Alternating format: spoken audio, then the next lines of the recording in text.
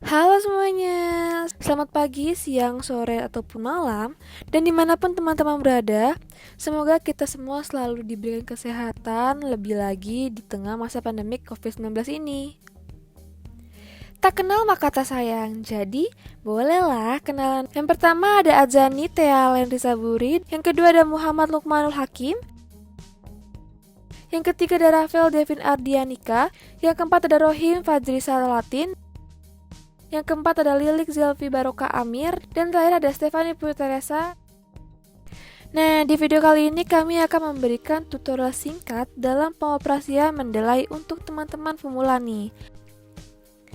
Nah, sebelumnya kita harus tahu nih, apa aja sih tujuan dan manfaat dengan kita mempelajari pengoperasian Mendeley ini.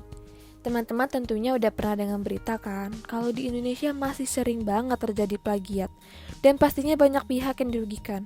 Dengan kita mempelajari dan memahami pengoperasian Mendeley ini, tentu saja akan membantu kita terhindar dari hal tersebut, dan mencegah kita terjerat dari hukum yang juga dapat merugikan kita sendiri. Nah, apa aja sih poin penting yang akan kita pelajari bersama pada kesempatan kali ini? Yuk simak videonya dari awal sampai akhir ya. Poin pertama yang akan kami bahas yaitu bagaimana cara menelusuri sumber referensi yang kredibel. Sebelum itu, karya tulis ilmiah yang baik berisi informasi yang aktual, dapat dipertanggungjawabkan, mengandung dialog keilmuan, disajikan secara sistematis, dan tingkat keterbacaan yang baik sesuai kaidah penulisan yang berlaku. Dalam tahap awal penulisannya, perlu dilakukan persiapan, yang mana salah satunya adalah mencari sumber yang kredibel. Sumber referensi di sini dapat menggunakan basis data akademik di internet ataupun cetak. Contoh dari sumber referensi yaitu adalah artikel ilmiah, buku, tugas akhir, laporan penelitian, makalah ilmiah, dan masih banyak lagi. Syarat dari sumber dapat dikatakan kredibel yang pertama adalah dapat dipercaya atau terindeks. Lalu, sumber harus dapat dipertanggungjawabkan karena diterbitkan oleh lembaga resmi atau terdaftar. Lalu, dapat dilacak dengan menyertakan ISSN atau DOI. ISSN sendiri adalah International Standard of Serial Number atau standar internasional untuk nomor majalah. Lalu, DOI sendiri adalah Digital Object Identifier yang merupakan suatu alamat unik yang bersifat permanen. Contoh dari sumber referensi adalah artikel ilmiah dan jurnal ilmiah. Pemilihan artikel dan jurnal ilmiah didasarkan prinsip aktual, mudah ditelusuri, mudah didapat karena banyak akses gratis, dan jumlah halaman yang relatif sedikit, sehingga mudah dijadikan sumber referensi.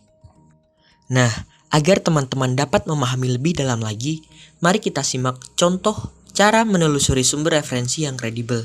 Pencarian sumber referensi yang pertama adalah dengan menggunakan Google Scholar atau Google Cendekia. Langkah pertama yang dilakukan adalah menentukan topik yang ingin kita cari, yang mana untuk kasus ini telah ditentukan sebelumnya, yaitu tentang komunikasi dan bahasa. Lalu agar lebih aktual, kita tentukan rentang waktunya dari tahun 2017 dan kita sertakan patennya. Lalu setelah itu, kita pilih artikel mana yang cocok dengan topik kita. Setelah dirasa kita telah menemukan artikel yang cocok, maka kita klik link tersebut. Setelah masuk ke laman dari artikel, langkah selanjutnya adalah mengecek apakah artikel tersebut sesuai dengan syarat sumber referensi yang kredibel. Yang pertama adalah menentukan apakah artikel tersebut terindeks.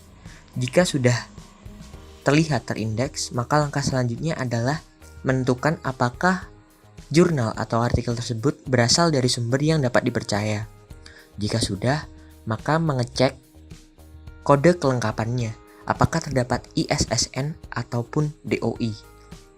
Dan jika dirasa artikel atau jurnal tersebut kredibel, maka kita download PDF tersebut. Namun kita cek sekali lagi, apakah artikel tersebut, isi dari artikel tersebut benar-benar sudah cocok dengan topik yang ingin kita angkat. Dan jika sudah, kita download file tersebut. Cara selanjutnya adalah dengan situs internasional yang salah satunya adalah situs Sage. Langkahnya hampir seperti Google Cendekia. Kita tentukan dulu kata kunci yang sesuai dengan topik kita. Namun, dengan situs ini, kita harus menulis kata kuncinya dengan bahasa Inggris. Untuk rentang waktu yang aktual, di sini kami pasang antara tahun 2018 hingga tahun 2021. Lalu, kita tekan search untuk mencari jurnal yang sesuai dengan kata kunci dan rentang waktu yang kita masukkan. Namun jangan lupa diklik open access untuk memunculkan artikel atau jurnal yang dapat kita akses secara terbuka. Setelah muncul hasilnya, kita pilih artikel atau jurnal mana yang cocok dengan topik yang kita angkat. Jika dirasa sudah ditemukan artikel atau jurnal yang cocok, langkah selanjutnya adalah melakukan pengecekan apakah sumber tersebut kredibel seperti cara sebelumnya. Karena jurnal ini dirasa sudah kredibel dan telah memenuhi syarat dan bahkan sudah ada ID penulisnya sendiri, maka langkah selanjutnya adalah mengunduh jurnal tersebut. Selanjutnya, kita akan mempraktikkan cara mengelola referensi ke dalam aplikasi Mendeley. Berikut contoh cara mengelola referensi ke dalam aplikasi Mendeley. Berikut adalah cara mengelola referensi pada aplikasi Mendeley. Ini adalah tampilan utama dari aplikasi Mendeley ketika dibuka. Di bagian tengah ada list dari referensi-referensi yang kita tambahkan. Di bagian kiri ada folder-folder untuk mengelompokkan referensi tadi. Di sebelah bawah ada nama-nama dari penulis. Lalu di sebelah kanan ada detail dari referensi yang kita tambahkan. Lalu bagaimana cara menambahkan referensi ke dalam aplikasi Mendeley? Kurang lebih ada 3 cara. Yang pertama adalah dengan mengunggah file, baik itu berupa PDF, BibTeX, RIS, maupun XML. Cara mengunggah file adalah dengan menekan tombol Add, atau juga bisa dengan menekan tombol file di sini. Sebagai contoh, kita akan menambahkan referensi ke dalam aplikasi Mendeley. Caranya kita menekan tombol Add, maka nanti kita akan diarahkan untuk memilih file apa yang kita inginkan. Kita bisa menambahkan file apapun itu, yang pasti formatnya harus PDF, BibTeX, RIS, maupun XML. Setelah ditambahkan, maka akan muncul seperti ini. Cara yang kedua adalah dengan menggunakan web importer. Untuk menggunakan web importer, kita harus menginstal ekstensi ke dalam peramban web kita terlebih dahulu. Ini ada beberapa langkah-langkah yang terdapat pada web Mendeley untuk menginstal web importer. Atau kita juga bisa langsung menambahkan web importer pada aplikasi Microsoft. Setelah ditambahkan, maka akan muncul notifikasi seperti ini. Lalu kita kembali ke dalam laman Mendeley, lalu kemudian kita klik lagi. Lalu kita harus login terlebih dahulu. Pastikan akun yang digunakan sesuai dengan aplikasi di desktop. Lalu secara otomatis web importer ini akan mendeteksi web yang saat ini kita buka. Sebagai contoh, kita akan menambahkan jurnal berikut. Di web ini terdapat ekstensi langsung untuk mengarahkan ke Mendeley. Jadi kita tidak perlu memencet tombol ini, tinggal menekan tombol ini, lalu kita bisa melihat jurnalnya terlebih dahulu dan menambahkannya ke dalam Mendeley. Langkah selanjutnya adalah melakukan sinkronisasi agar referensi yang barusan kita tambahkan bisa muncul ke dalam aplikasi yang ada di desktop. Setelah itu kita tinggal cari jurnalnya. ada beberapa jurnal. Tadi yang pertama kita menambahkan dengan, terkadang saat kita menambahkan referensi, beberapa data tidak tercatat pada Mendeley, sehingga Mendeley memberikan notifikasi bahwa beberapa detail perlu direview kembali. Kita bisa melakukan beberapa langkah. Yang pertama, kita menambahkannya secara manual atau kita menggunakan fitur dari Mendeley. Ketika muncul notifikasi sebagai berikut, maka datanya sudah sesuai. Langkah yang terakhir adalah dengan menulis secara manual.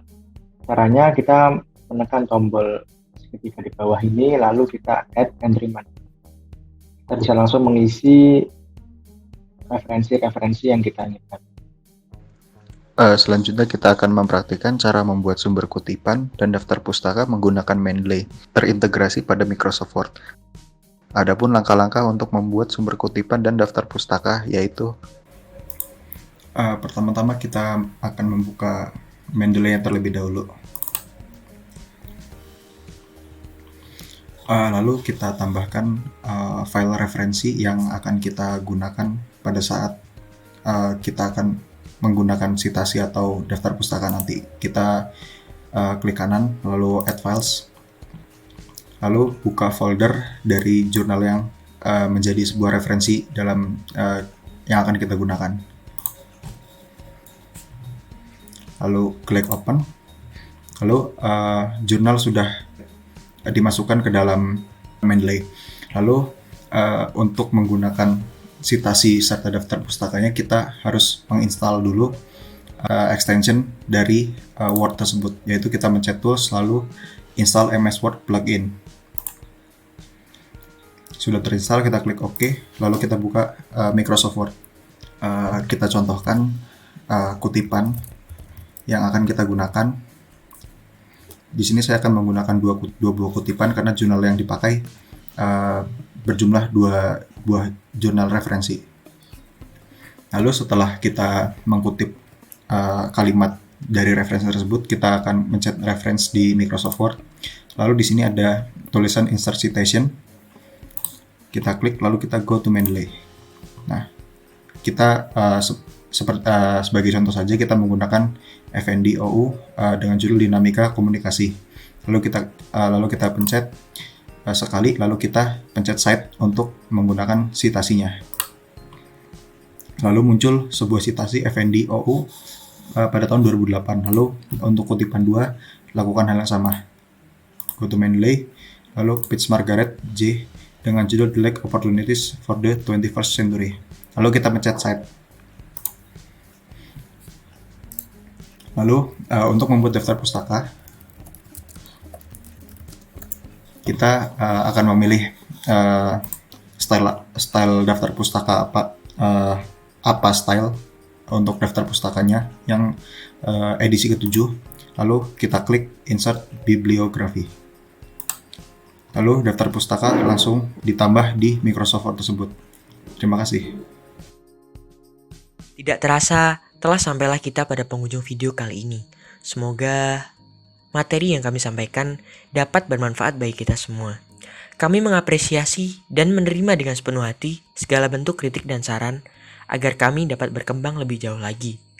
Jangan lupa like, komen, subscribe, dan tunggu kejutan dari kami selanjutnya. Jaga kesehatan kalian. Terima kasih.